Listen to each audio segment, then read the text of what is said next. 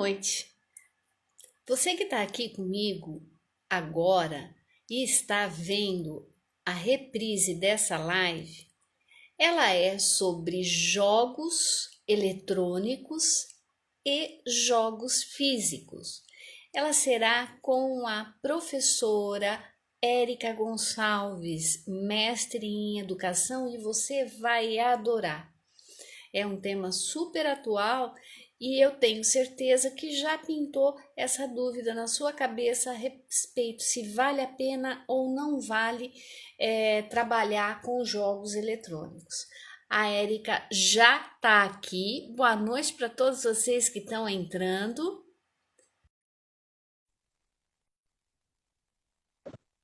Pessoal, Guaxupé! Adoro vocês. Meninas, vocês me dão um apoio fantástico. Muito obrigada. A Edneia tá aqui. Oi, Érica. Oi, Maria, tudo bem? Tudo e você? Tudo jóia. Prazer estar aqui com você, viu, Érica? Para mim também é um prazer estar aqui com você, com esse pessoal que está entrando. Estou vendo bastante conhecidos, colegas, amigos de trabalho. Que legal, bom, muito bom. né? Esse povo apoiando. É um apoio duplo, né? Apoiam você nesse momento de apresentação, segunda apresentação do mestrado, né, É Érica? verdade, Mas acho que essa tem uma responsabilidade, vamos dizer assim, um pouco maior. Que bom que a Eliane não escute isso. Não, é porque eu tô vendo bastante gente entrando, então, assim, a ideia é que a gente compartilhe mesmo, né, os resultados da pesquisa, que chegue a mais pessoas, que a gente possa pensar junto sobre esse tema, né, que ainda traz muitas dúvidas. Exatamente, Érica. E é assim, de novo eu gosto de reforçar. Olha, tem muita gente boa fazendo pesquisa maravilhosa. A pesquisa da Érica eu fui dando uma olhada, evidentemente não dá para ler quase 200 páginas, né? Para um mestrado, 200 páginas. Então, mas para vocês saberem como são importantes essas pesquisas, quando a gente vai falar alguma coisa, se posicionar, dar uma opinião, principalmente a gente que é professora, não pode ser em cima do senso comum. Nós precisamos prezar a nossa profissão, as pesquisas em cima de pesquisa. Pesquisa está sempre 100% certo? Não, né?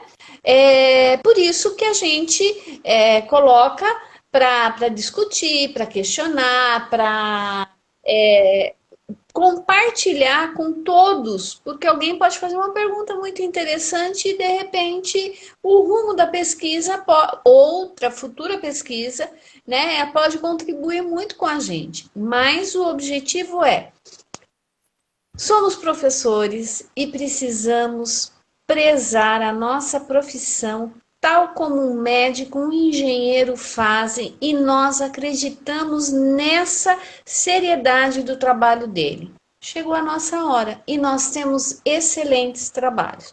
Um deles é o da Érica, que hoje está aqui, recém defendido a dissertação, apresentada a dissertação dela. A Érica é professora, ela trabalha na rede municipal de Guaxupé, né? E ela é mestre em educação, pedagoga, ela tem psicopedagogia institucional, ela é membro do GEADEC, que é o Grupo de Estudos e Pesquisas em Aprendizagem e Desenvolvimento na Perspectiva de Piaget. O mestrado dela e esse grupo, eles fazem parte da Unesp, do campus de Marília, né?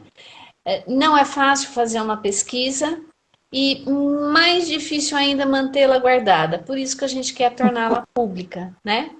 A Érica atua como especialista na Prefeitura Municipal de Guaxupé, como eu havia dito. Ela trabalha com formação de professores, coordenação pedagógica de uma escola de educação infantil e ensino fundamental.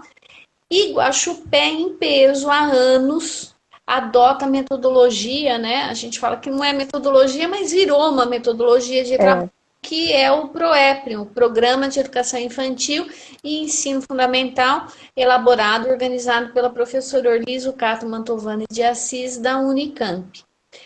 E Guaxupé simplesmente está disparando nas avaliações externas no IDEB de uma maneira assustadora. Em 2017, eles já alcançaram o índice de previsto para 2021.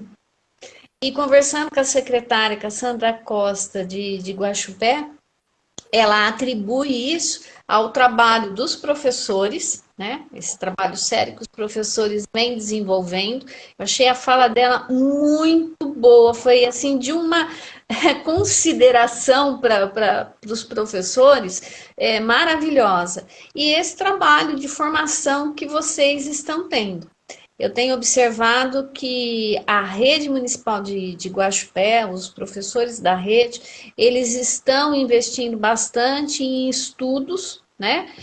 Mestrado, principalmente, né? Que é o inicial, e vocês estão de parabéns em função disso. Uma rede que busca conhecimento, que se mantém coesa em relação ao fazer pedagógico, à intencionalidade pedagógica, consegue esses resultados, não digo com facilidade, mas consegue os resultados que são coerentes a todo o trabalho de estudo que vocês têm. Bom, é hora dela falar, né? O trabalho da Érica é a respeito dos jogos, como eu havia começado a falar no início da minha fala, e essa questão do jogo que traz sempre discussão numa sala de aula. O jogo eletrônico, o jogo físico. Tá certo ou não tá? Tá certo ou não tá? Eu até peguei o meu Mancala para mostrar aqui, Érica. Ah, sim, que legal. Calá, né? Tem o nome de Calá, de Mancala. E eu gostaria que você... não sei se você tem ele aí, tem? Eu tenho, mas ele não tá fácil aqui agora para eu pegar. Tá, mas não. eu tenho ele. O meu, ele abre, né? Esse jogo. Ele pode ser feito, aliás, ele é feito, mas a Érica vai contar isso.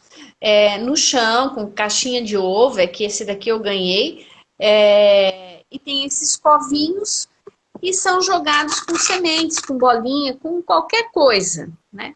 E é sobre esse jogo que foi descoberto em tribos da África, e tem outras histórias aí, que a Érica vai falar. Ele é excelente, é um jogo de estratégia que ninguém acredita, mas eu vou deixar as considerações por ela. Érica, eu gostaria que você, né, explicasse, e conforme vocês forem fazendo pesquisa, eu vou...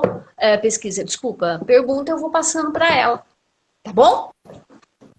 Bom, primeiramente, né, boa noite a todos, né, boa noite, Maria. Eu quero agradecer você pelo convite, né, pela oportunidade da gente estar aqui essa noite, compartilhando um pouco da pesquisa que eu, junto com a professora Eliane Saravalho, nós desenvolvemos, né, trazendo algumas questões, alguns apontamentos do que deu certo e do que não deu certo quando a gente pensa numa intervenção pedagógica a partir dos jogos, né?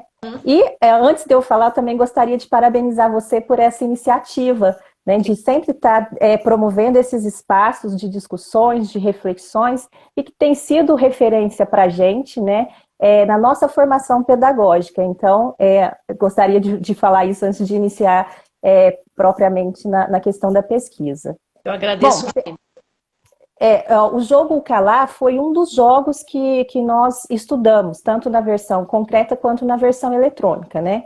E aí, pensando, por que estudar o jogo eletrônico, né? Qual que é o problema, ou não, né? Se ele tem problema ou não que ele traz.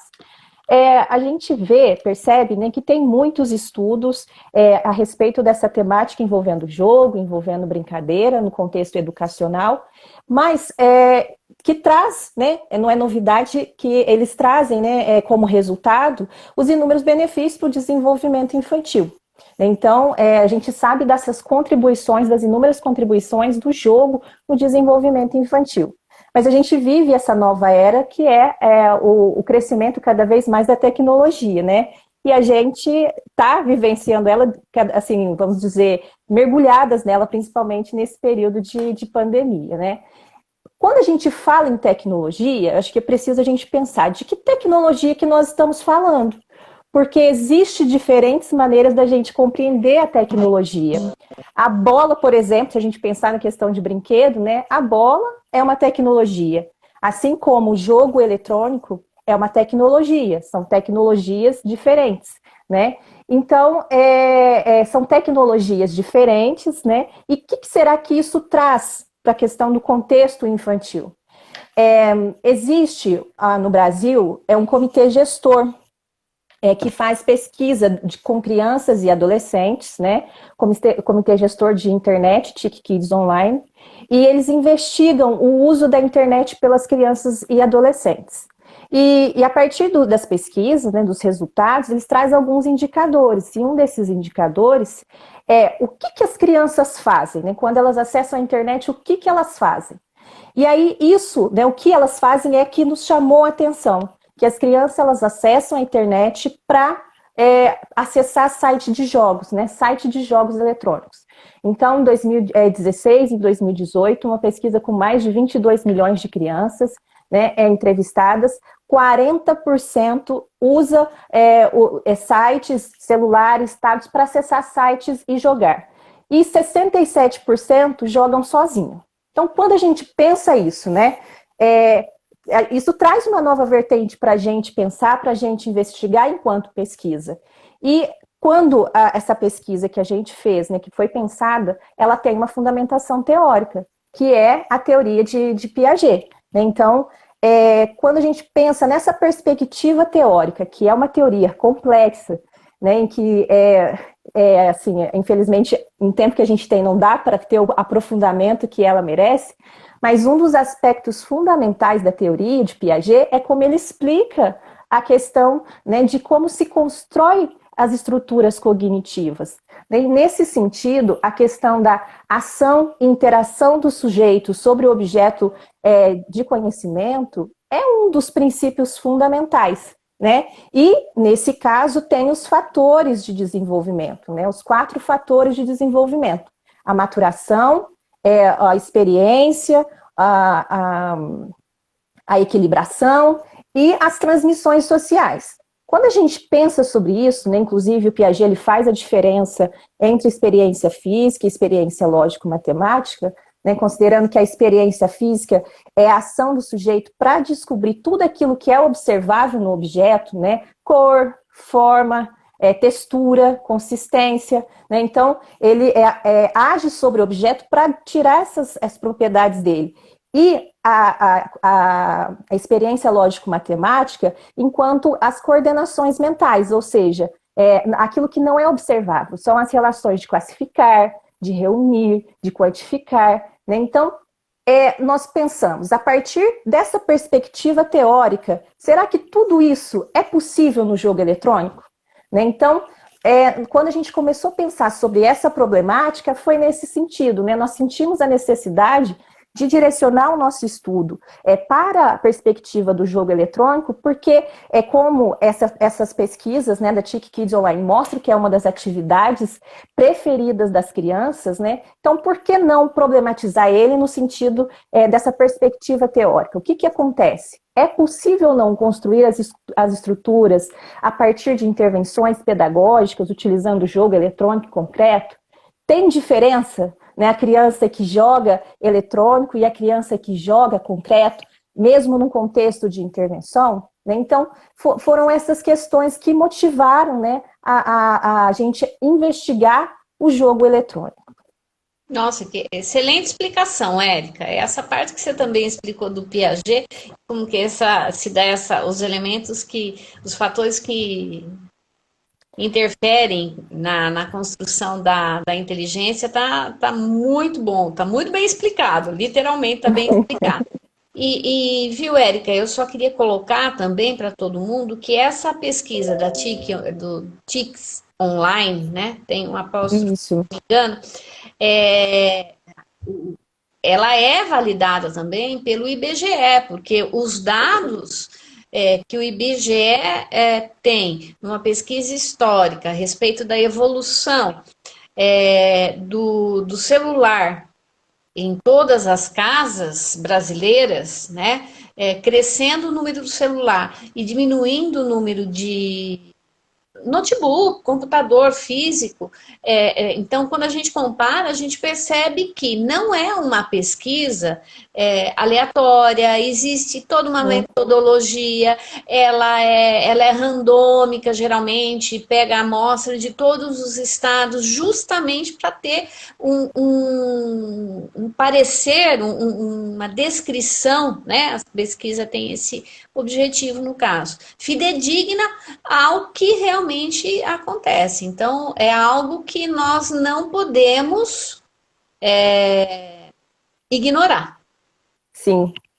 E considerando, né, tanto a pesquisa, mas é possível a gente também observar, a gente vê também as crianças tendo um contato cada vez maior, outras pesquisas também mostram isso, né, por exemplo, a da Ana Lúcia, ela já teve com você conversando sobre a questão do número de horas, né, que as crianças passam, né, expostas a telas, e aí isso traz também para a gente pensar dessa questão, né, a partir da perspectiva teórica de Piaget, né, dos princípios que fundamentam essa construção das estruturas, né, se a gente pensar a tela, por exemplo, a tela ela não tem paladar, a tela não tem odor, né, então essas experiências, será que elas fazem falta? Então era isso que a gente pensava, que a gente queria investigar, né, e nós tínhamos como hipótese que a intervenção pedagógica, seguindo os princípios construtivistas, elas favoreceriam a construção das estruturas nas duas modalidades de jogo, independente se fosse eletrônico ou concreto,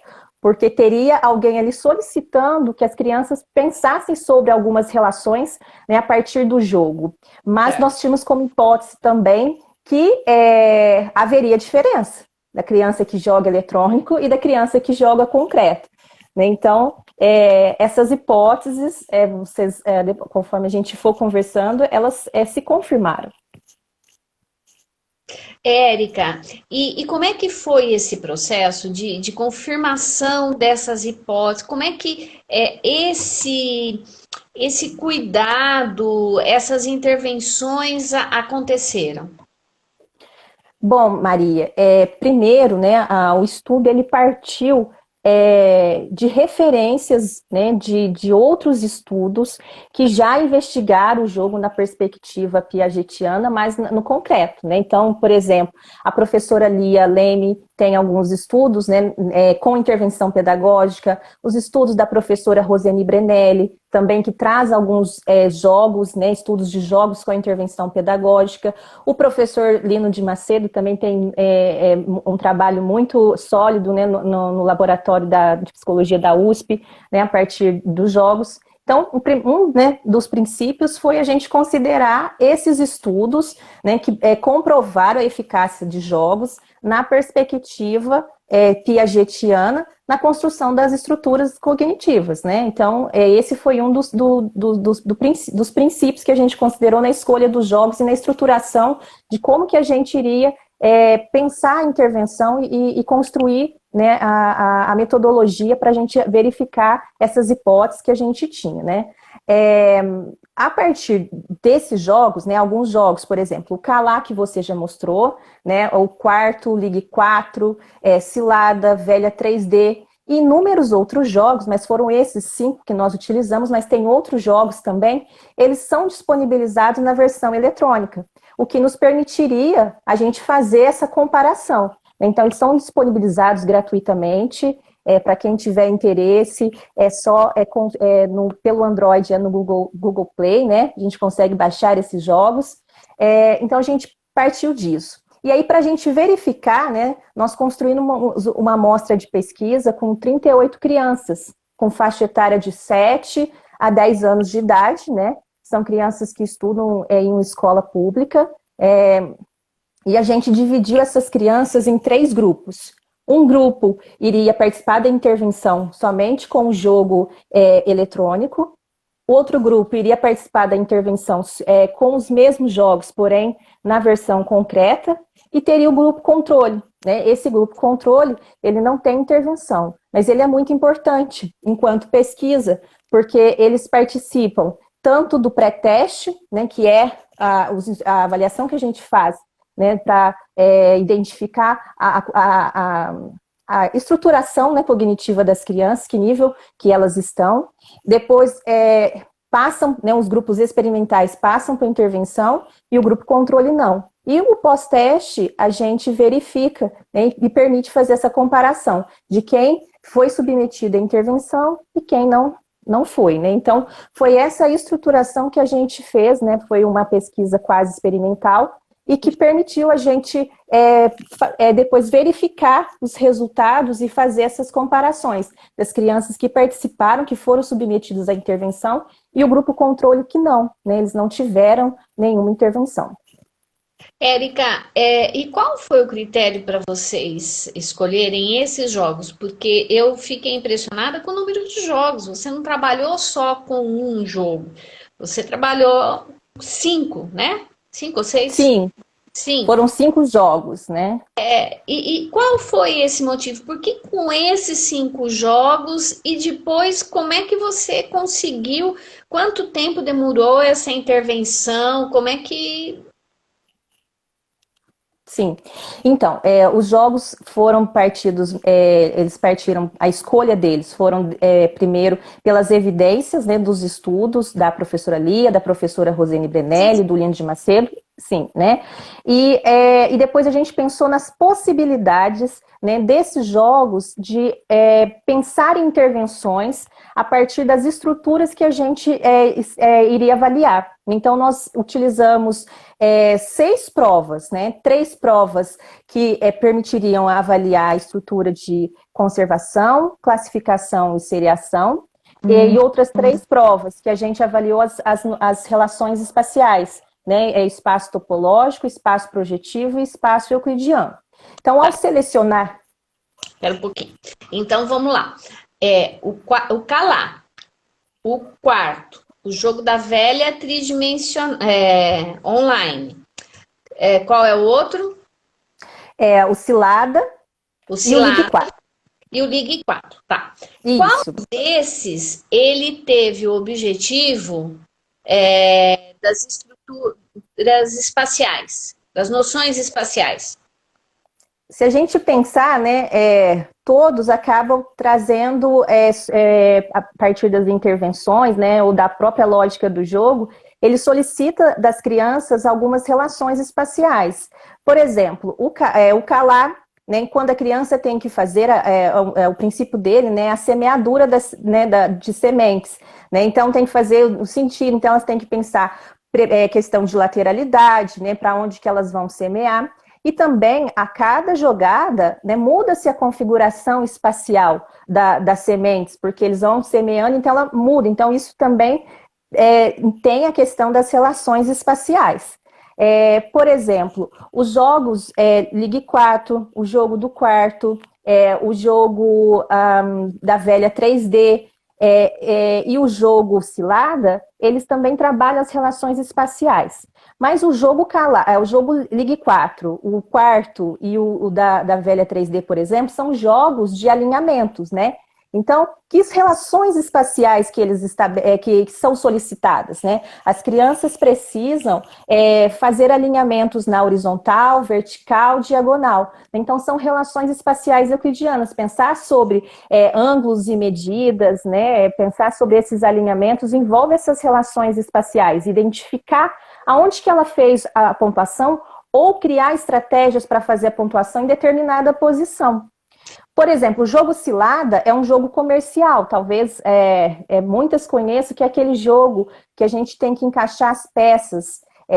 Tem um tabuleiro, ele é verdinho, né? E tem várias peças que a gente pode encaixar elas de diferentes maneiras. Uma mesma peça, há várias possibilidades de encaixe. Uma esquininha.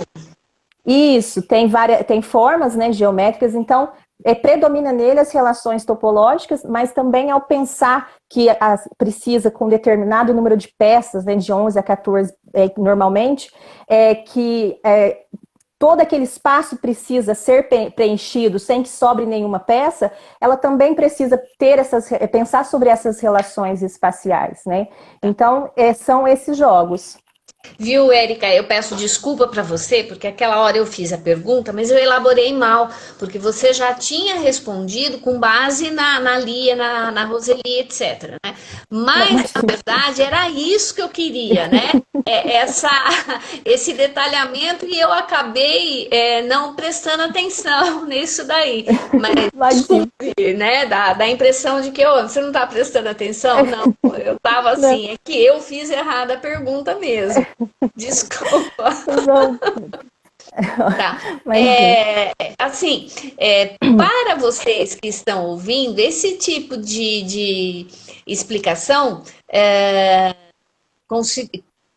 considerando, ela exige alguns estudos, né? Quando a gente fala de relação projetiva, euclidiana, topológica, mas de uma maneira geral, as brincadeiras infantis, aquelas que dizem respeito à cultura popular brasileira, brincar de amarelinha, mesmo brincar de peteca, são brincadeiras que proporcionam o desenvolvimento dessas noções que as crianças precisam. Por isso que a gente fala sistematicamente, a criança precisa ir para a escola e sair da escola toda suja, rasgada, com barro, porque isso contribui de uma maneira significativa para o desenvolvimento não só físico dela, mas da sua percepção em relação ao meio.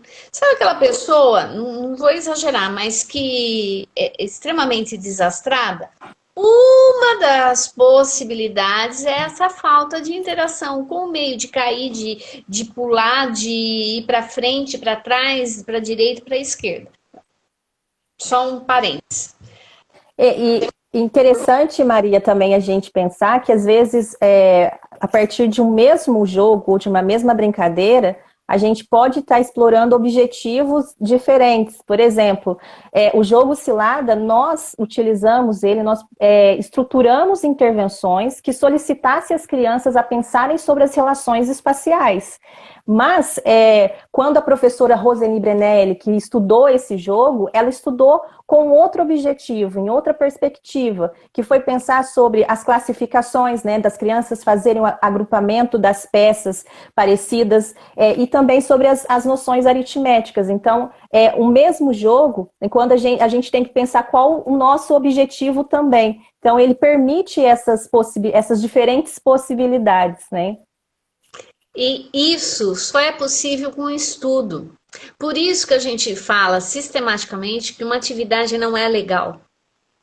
Uma atividade, ela tem que ter um propósito, uma intenção pedagógica. E essa intenção pedagógica, a partir do mesmo objeto, ela muda, né? Mas existe algo que é importante.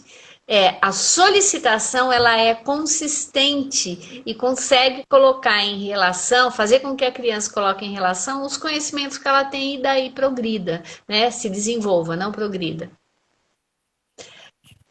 Érica, e agora eu esqueci, mas eu acho que você não falou a respeito de quanto tempo foi essa intervenção. É verdade, eu não disse mesmo. Então, nós organizamos as intervenções, Maria, em 19 sessões. Foram 19 sessões. E essas sessões, elas tinham duração de 1 hora, né? E ocorria 2 vezes por semana. E elas eram divididas também, dependendo do objetivo do jogo. Tem jogo que permite jogar de 2, tem jogo que permite jogar até 3, 4 pessoas, e o jogo Cilada, por exemplo, é um jogo que nós estruturamos para uma criança só, né? Só para uma montanha a gente fez a intervenção. Então, teve momentos de intervenção individual e teve momento que foi em pequenos grupos, né? E ao todo, então, foram por 3 meses, né? Foi um trabalho de intervenção que durou 3 meses.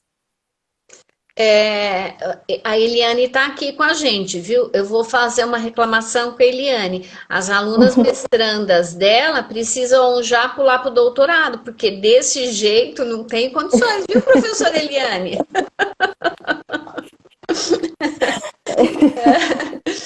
Agora, fala para mim, quais foram os desafios que você enfrentou, os resultados? Teve diferença nesses jogos concretos, esse jogar eletrônico? Sim.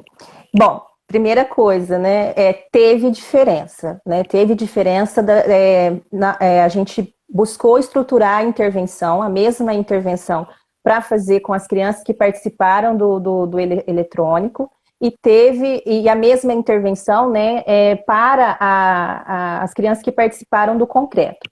E assim, teve vários aspectos que a gente observou diferenças partindo do quê?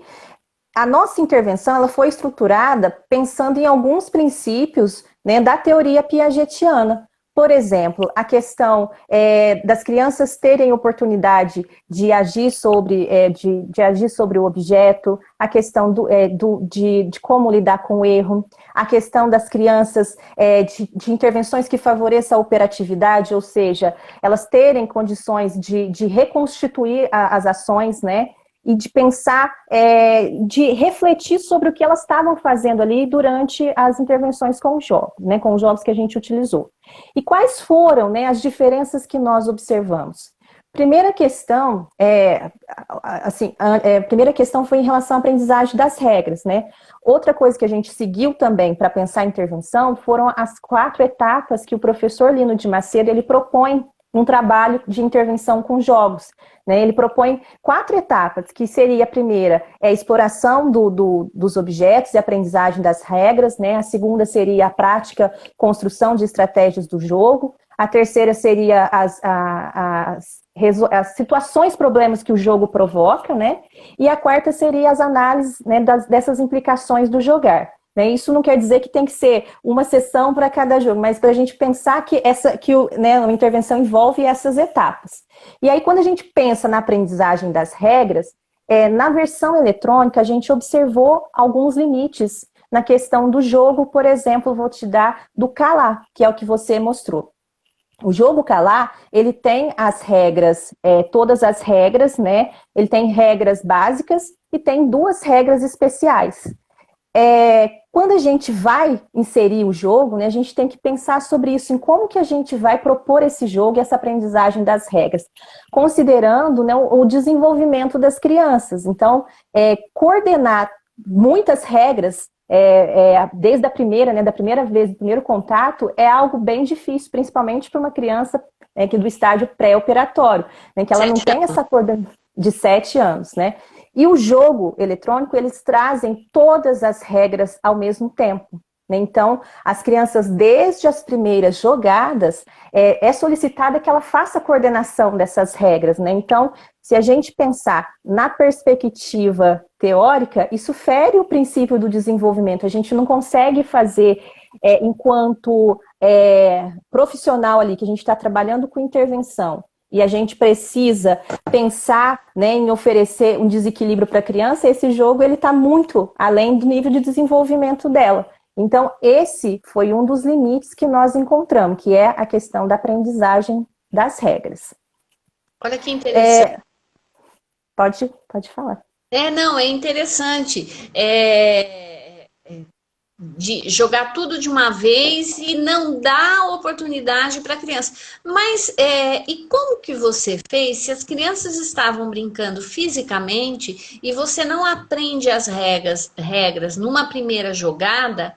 Quanto tempo você precisou para que essa criança se adaptasse com as regras e a partir daí começasse a construir estratégia de ação para poder jogar? Então, Maria, na versão concreta, essa intervenção, né, de pensar sobre em como a gente poderia trabalhar com as regras, ela foi possível. Cada jogo ele teve em média duração de 4 sessões, né? Mas poderia ter mais, né? Se a gente considerar cada sujeito, às vezes tinha criança que precisaria de mais momentos com o jogo e que o tempo nosso não foi possível. Por exemplo, as regras especiais, uma das regras especiais, que é fazer a captura de sementes no jogo Calar, ela só foi inserida na terceira versão e para quem já conseguia dominar as regras básicas, e a primeira regra especial, que é quando a última semente ela cai, né, no Calar, ela pode jogar novamente. Então, a primeira regra, ela foi dominada por praticamente todos os sujeitos na segunda sessão, essa primeira regra especial. A terceira, ela só foi inserida. E teve um fato interessante que tinha 2 crianças, uma dupla que estava no momento da intervenção, e que ao inserir essa segunda regra especial, ou seja, ela já tinha a regra básica, que era fazer a semeadura, né, das sementes, e a regra de que poderia jogar novamente, ao inserir a terceira regra, que é essa da captura, quando a semente cai numa cova vazia, em frente às outras, em frente ao do adversário, né, ele pode pegar todas as sementes do adversário e levar para o seu Calar. Ao inserir essa regra, essa dupla, ela desconsiderou todas as outras. Então, foi necessário, né, voltar e começar, né, novamente. Então, esse olhar também do profissional é importante, observar como que as crianças compreenderam a regra, né, como que elas compreenderam não só a regra, mas como que elas estão compreendendo o jogo. Porque o Piaget, ao estudar o jogo, né, ele entende o jogo como estrutura mental. Né? Então, a partir de 3 grandes estruturas, que é o exercício, o simbólico e o jogo de regras. Né? Não anula o outro, né? Na verdade, o jogo de regras, nele tem o jogo de exercício e o jogo simbólico. Mas, às vezes, a gente propõe esse jogo. E a criança, ela compreende como um jogo simbólico, um jogo de exercício. A estrutura mental dela ainda não dá conta de entender aquele jogo como ele foi proposto. Né? Então, isso também é importante a gente pensar. Nossa, excelente explicação, muito interessante, viu, Érica? E olha, eu tô lendo aqui, a Eliane colocou que houve indicação para ir para o doutorado. Que bom, eu fico feliz, porque olha, é impossível não haver. O trabalho realmente ele foi de uma consistência imensa. E aqui muitos elogios para você, né? A Érica foi um presente. Né? Que bom, fico bem contente, porque eu nem participei da banca e já estou achando isso. Imagino que estava na banca e teve a oportunidade de ler todo esse material. Érica, e aí? Né? Você fez todo esse processo, foram 3 meses de aplicação, foram 3 meses de controle, você trabalhou com um grupo experimental. Como você, enquanto professora, você conseguia ver a evolução das crianças no jogo? Sim, foi possível observar essas diferenças. Por exemplo, a questão mesmo de explicar e de entender o que eles estavam fazendo. O jogo eletrônico, por exemplo, na prática do jogo, a gente observa um jogo mais passivo. As crianças ficam esperando os comandos do tablet, né? Então, por exemplo, quando elas estavam jogando principalmente os jogos de alinhamento, o primeiro que fizesse um alinhamento, ele consciente ou não da jogada que ele fez, do que ele conseguiu fazer, era o próprio software, né, o próprio programa que indicava aonde tinha feito. Então, quando a gente perguntava, por exemplo, por que você fez esse ponto? Não, quem fez esse ponto? Às vezes eles nem sabiam responder quem tinha feito. Ou, como você fez para fazer esse ponto? Ah, não sei, eu fui apertando aqui, eu fui clicando aqui. E no jogo concreto, foi possível observar essa diferença, né, na construção das estratégias. As crianças, elas conseguiam explicar, né, o que elas estavam fazendo. Né? Então, até mesmo a questão das regras que havia no jogo. Vai acontecer isso, eu vou fazer tal jogada, porque eu sei que desse jeito eu vou conseguir fazer ponto. Então, essa questão de explicar também, né, o que eles estavam fazendo, de pensar estratégias para bloquear uma jogada ou para construir uma jogada, essa evolução no jogo, foi possível observar também essa diferença. Há um sujeito mais ativo, né, no jogo concreto, por essa questão, porque não é nada, vamos dizer assim, se a gente pensar em relação de criatividade, né? Se está tudo pronto, para que eu vou criar algo? Então, a mesma coisa no jogo, né? Para que eu vou criar uma estratégia? Para que eu vou criar uma jogada? Se está tudo me indicando onde eu fiz ponto, né? Quem que ganhou, quem que é o próximo a jogar. Então, isso é importante a gente também pensar enquanto o que a gente quer que as crianças criem, né? Ou que elas fiquem só reproduzindo. Então, isso é importante também a gente pensar na questão do jogo eletrônico e concreto. Tá, mas assim, aí a gente vai criando uma expectativa em relação à sua pesquisa de que o jogo eletrônico não proporcionou tanta aprendizagem, tanto desenvolvimento, porque você foi fazendo depois novamente o pré-teste, o pós-teste das provas piagetianas, dessas noções. E efetivamente isso aconteceu ou porque a gente vai achando, não, o jogo físico, ele vai dar diferença. Não, ele vai dar diferença. E aí? Bom, eu penso assim, uma das possibilidades que teve o trabalho com o jogo eletrônico foi de, primeiro, considerar a intervenção.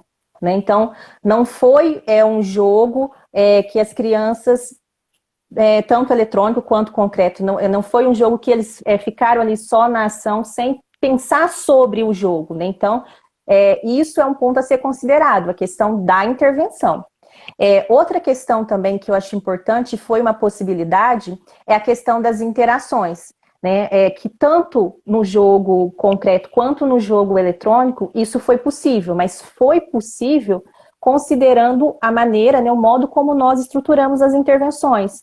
Porque se a gente pensar na pesquisa lá Chick Kids Online, que 67% jogam sozinho, será que isso, né, se a gente pensar na importância que tem o jogo de regras, né, o jogo de regras ele supõe a coletividade, supõe o outro, e a gente está jogando ali contra a máquina, será que isso aconteceria? Então, isso é um ponto a ser levado em consideração. Eles tiveram essa interação, eles jogaram contra outro, né? Outro ser humano, outra criança que estava ali. Então, isso é uma das coisas importantes a serem pensadas, né, nesse trabalho. E aí, né, pensando na questão, teve diferença?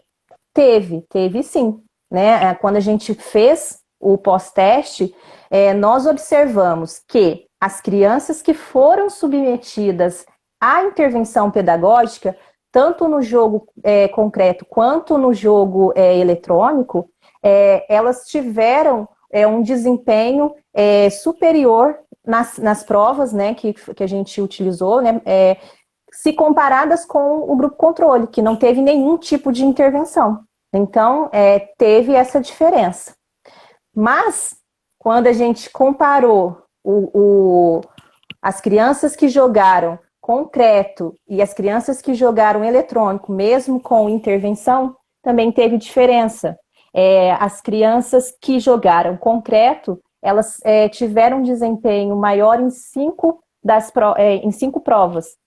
2 das estruturas lógicas, né, que é conservação, classificação e seriação. No caso, elas tiveram na conservação e na seriação. E em todas de espaço que a gente analisou. Então, todas de espaço, as de quem participou da intervenção com o jogo concreto, elas tiveram um desempenho maior das crianças que foram submetidas à intervenção com o jogo eletrônico. Então, fica aí nessa questão. Por quê? Né? Será que essas relações, né, essas questões do próprio jogo, dar os comandos, indicar, né, aonde que foi feito o alinhamento, as próprias questões mesmo da gente pensar enquanto experiência física mesmo do jogo, por exemplo, o jogo quarto, né? Um jogo quarto, para fazer um alinhamento, as crianças precisam considerar 4 atributos, né? Cor, tamanho, a forma e se tem furo ou não tem, né? Só que no jogo eletrônico, isso não é possível. Eles veem as peças, eles não veem como um todo, né? Eles só veem as partes das peças, e só é possível eles fazerem inferências, por exemplo, da cor, né? Fazer inferências da cor, não, eles conseguem observar a cor, mas fazer inferências, por exemplo, do tamanho. Eles não conseguem pegar e relacionar, ou até mesmo o jogo calar. Né, as crianças conseguem reconstituir os pontos que elas, quantas sementes elas tinham na rodada anterior, né, contar, fazer isso. E no eletrônico, ele mesmo vai colocando quantas sementes e eles não conseguem ter a possibilidade, em muitos jogos, de reconstituir essas ações. Né? Então, será que foi isso que deu essa diferença? Né? E a gente precisaria de ter outros estudos, né, para poder pensar sobre, para poder verificar se é isso mesmo, né, se o que mais que tem para a gente pensar sobre essas questões. Aí a gente tem que considerar não só o jogo, mas aquilo que você falou antes. Seja no eletrônico ou seja no físico, o professor, você, enquanto pesquisadora, estava ali fazendo a intervenção, porque se você não fizesse a intervenção, você também não. Se você. Assim, não foi isso que você pesquisou. Sim. Mas se você não tivesse feito a intervenção com as crianças que fizeram o jogo eletrônico, você acha que teria sido um resultado significativo, positivo? Elas teriam avançado nas provas de controle que você aplicou? Olha, se a gente pegar por base, né, que o grupo controle, que não foi submetido a nenhum tipo de intervenção, ele não teve evolução, né, se a gente comparar pré e pós-teste, então a minha hipótese seria que as crianças que o jogo eletrônico também se não tivesse intervenção, que também não ocorreria, né, o mesmo, né? Eu penso que a base desse estudo é trazer essa questão, problematizar a questão da importância da intervenção, mesmo com as limitações, né? Houve um pequeno, vamos dizer assim, houve um pequeno avanço na construção das estruturas, mais de caráter qualitativo, né, das crianças na elaboração dos argumentos que elas deram nas provas, né, enfim, mas a gente pensar a questão da intervenção, né, de como a gente faz a intervenção, o que a gente quer com a intervenção pedagógica, porque acho que pensando a questão da intervenção, Maria, a gente pode retomar também, por exemplo, a questão das concepções epistemológicas. Se a gente pensar a intervenção, né, como ela é vista dentro das concepções epistemológicas de como o sujeito, de como acredita que se constrói, não, como se dá o conhecimento, né? Por exemplo, a intervenção numa concepção inatista, ela vamos dizer assim, ela não faz parte, ela é rejeitada, né? Porque acredita-se que o sujeito ele já tem consigo ali todas as estruturas pré-determinadas, então não precisa de intervenção, né? Mesmo na questão empirista, né? O jogo, nessa perspectiva da concepção empirista, ele nem faria parte, né? Pelo caráter que o jogo tem, né? De lúdico, enfim. E na perspectiva construtivista, às vezes há o mito, né, de que porque a criança, o sujeito constrói o seu conhecimento e que a intervenção não é necessária. E pelo contrário, é a partir da intervenção que a gente vai problematizar questões do jogo, que ela vai poder pensar, que ela vai poder reconstituir as suas ações. Então, o profissional ele precisa provocar essas problematizações. Então, a intervenção nessa perspectiva teórica que nós temos, né, ela é fundamental. Nossa, muito interessante. Ó, a Eliane está colocando aqui que uma contribuição importante foi entender que a intervenção é muito importante em qualquer tipo de jogo, ou seja, o papel do professor é insubstituível. Insubstituível. Você começou a pesquisar uma coisa, né? E a sua pesquisa, apesar de não ter isso como foco, como problemática, ela acaba demonstrando a importância do papel da intervenção do professor nesse contexto. Por isso, gente, quanto mais estudar, melhor. Olha, tem uma pergunta aqui da Marcela. Érica, quais os resultados comparativos entre o grupo que usou jogos eletrônicos e os sem intervenções? Porque houve diferença naquele físico e o eletrônico. Agora ela está perguntando dos jogos eletrônicos e daqueles que não tiveram intervenção. Então, a diferença maior foi nas estruturas lógicas. Por exemplo, da classificação, as crianças que participaram do jogo eletrônico, elas conseguiram, né, o resultado foi bem próximo das que participaram com a intervenção do jogo concreto. Se comparar com o grupo controle, eles não tiveram tanta evolução. Agora, nas estruturas infralógicas, né, nas estruturas espaciais, das relações espaciais, o grupo do jogo eletrônico ele ficou bem parecido com o grupo do controle, que não teve nenhum tipo de intervenção. Quer dizer, não adiantou nada. Para esse tipo de construção... Não foi favorável, né? Se a gente pensar, a gente pode pensar sobre isso, né? Que não foi favorável. Sobretudo as relações espaciais aqui. Não, tá certíssimo. Deixa eu dar uma olhada. Aqui, várias pessoas, né? Não sei se são só professores, te parabenizando em relação ao trabalho, né? E nada substitui as interações humanas, mas a intervenção, né? Colocando que a intervenção é fundamental. Da Nilvanda Zoldan. A Nilvanda é colega de trabalho, é especialista também na rede municipal de Guaxupé e traz muitas contribuições. Legal. Olha, a Rosângela também coloca que a importância da interação e do jogo físico, né, suponho eu, pelo comentário que ela fez, é importante até mesmo para lidar com a frustração da perda, né? Como é que você lida? O jogo eletrônico você desliga e acabou. Mas e junto com o colega, né? E pensar as estratégias do colega. Aliás, como que isso... a criança conseguia pensar a respeito das estratégias que o aparelho fazendo? Então, como as versões que a gente utilizou dos jogos no eletrônico, eles davam a opção tanto de jogar contra o aparelho quanto jogar com outra criança, né? Nós priorizamos como princípio a questão das interações. Então, nós utilizamos todos os jogos, a criança jogando contra outra criança. Então, seria como se ele estivesse jogando, pensando, né, nas estratégias, seria como se ele estivesse jogando na versão física contra outra criança, né?